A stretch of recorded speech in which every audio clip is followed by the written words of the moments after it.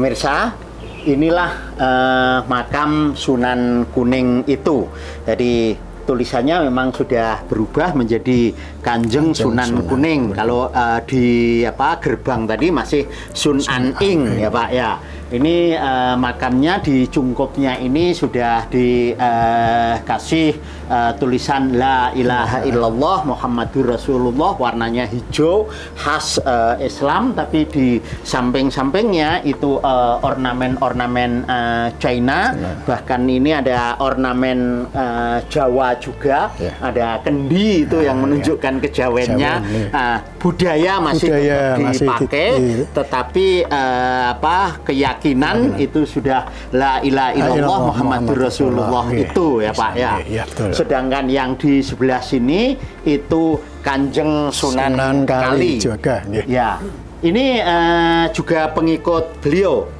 Tapi gurunya yang mengislamkan ya. Betul, ya. Dari sisi keagamaannya, ini Kanjeng Sunan Kali ini gurunya, yaitu yang mengislamkan Kanjeng Sunan Kuning itu ditempatkan di tengah, ornamennya sama, masih ada kendi juga, kemudian ada cobek pembakar.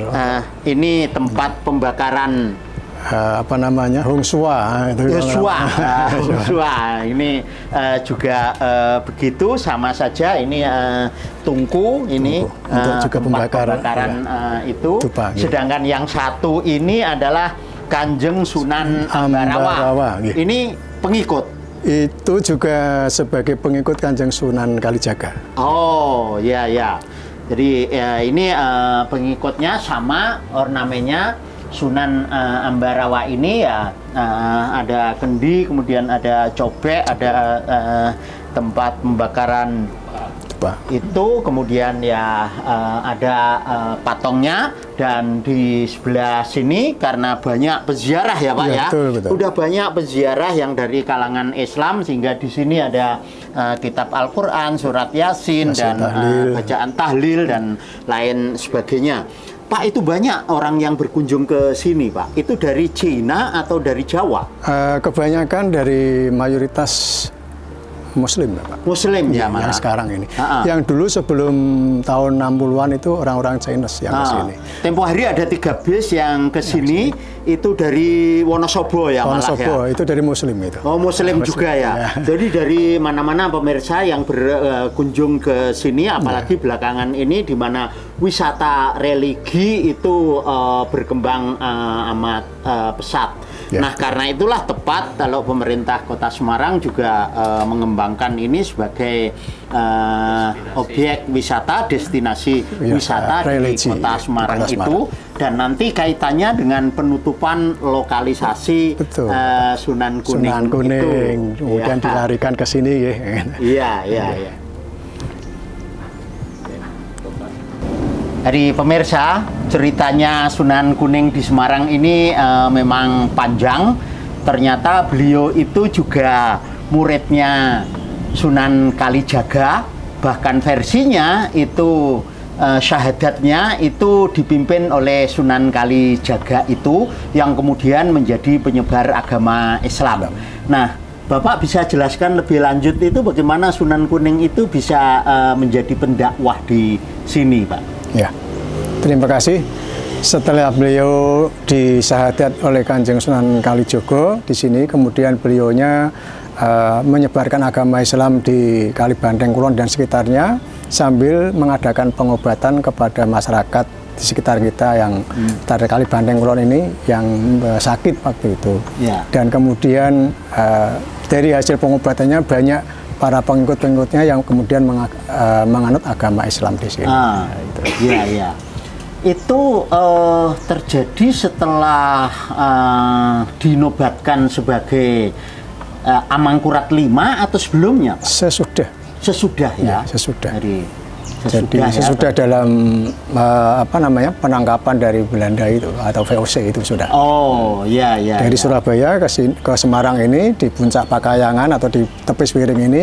Ini namanya Puncak Pakayangan kan, ini di puncak kayak semacam puncak bukit ya Pak ya. Bukit, iya. Di atas nama Puncak Pakayangan, dan Puncak Pakayangan ini ya kemudian jadi makam ini. Betul. Itu ya. Iya, Bapak. Itu pengikutnya banyak sekali, Pak.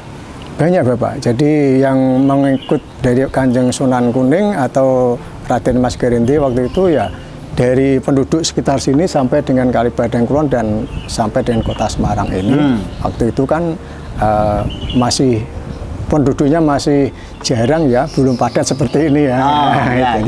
Jadi ya penyebarannya ke sana sini dalam pengawasan daripada VOC tentunya.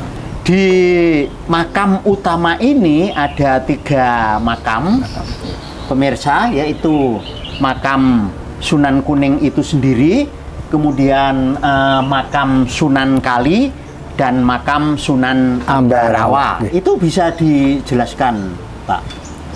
Ya, terima kasih. Pertemuan bertiga di sini itu adalah dalam rangka itu pembaiatan kepada Kanjeng Sunan Kuning yang tadinya sebelumnya adalah memeluk kejawen. Ya, belum Islam secara murni. Ya. Kemudian beliau bertiga ini berada di lokasi ini, kemudian membaiat atau mengislamkan dari Kanjeng Sunan Kuning, kemudian diikuti oleh pengikutnya. Oh, jadi ada 3 pengikutnya yang lain, itu yang makam Cungkup di sebelah sana tadi yang kita lewati pertama. Itu siapa saja, Pak, yang ada di sana? Yang pertama itu Kiai Sekabat, ya sebelah kiri. Kemudian Kiai Jimat yang tengah. Kemudian yang sebelah kanan sendiri Kiai Majapahit. Oh, Kiai Tabat, Kiai Jimat, dan Kiai Majapahit. Sekabat, Kiai Jimat, Kiai Majapahit. Oh, ya. Itu istilahnya yang mendampingi Kanjeng Sunan Kuning selama di sini. Gitu. Oh, ya. Jadi pemirsa, itu ceritanya Kanjeng Sunan Kuning menjadi pendakwah di sekitar Kali Bandeng Kulon ini. Kita lihat makamnya lebih detail.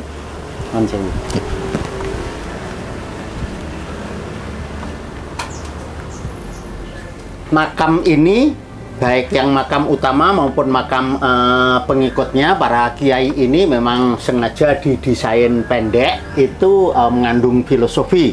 Seperti halnya makam-makam para wali yang lainnya.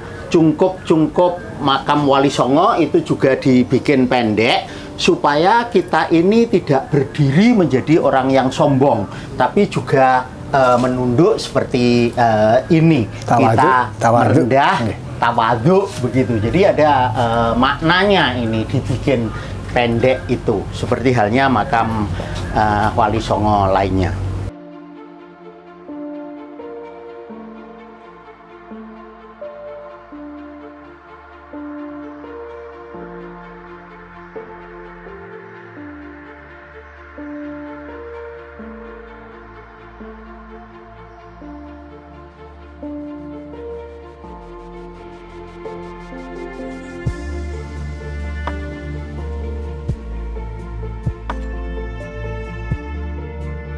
Demikian pemirsa, telah kami ajak jalan-jalan ke makam Sunan Kuning di kota Semarang, yang ceritanya itu panjang.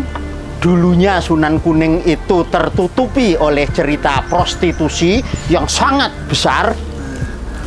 Bawah ini kemudian ditutup oleh pemerintah kota Semarang pada zamannya Pak Hendi dan Bu Ita. Dan sekarang dikembangkan wisata religi ini, sedangkan yang di bekas prostitusi itu nanti akan dipakai sebagai tempat-tempat kuliner. Jadi ini menjadi satu kesatuan tempat wisata dari museum, kemudian wisata kuliner, kemudian wisata religi. Demikian pemirsa, saya Bayi Haki, sampai jumpa.